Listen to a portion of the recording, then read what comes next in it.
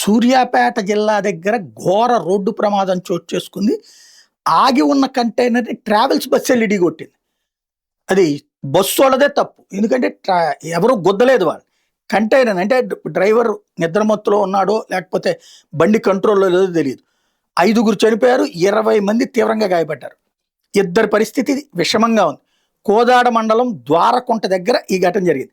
హైదరాబాద్ నుంచి ఏలూరుకు వెళ్తున్నటువంటి bus high స్పీడ్‌లో ఈ ప్రైవేట్ టూరిస్ట్ బస్సులన్నీ కూడా ట్రావెల్స్ బస్సులన్నీ హై స్పీడ్‌లోనే వెళ్తుంటాయి.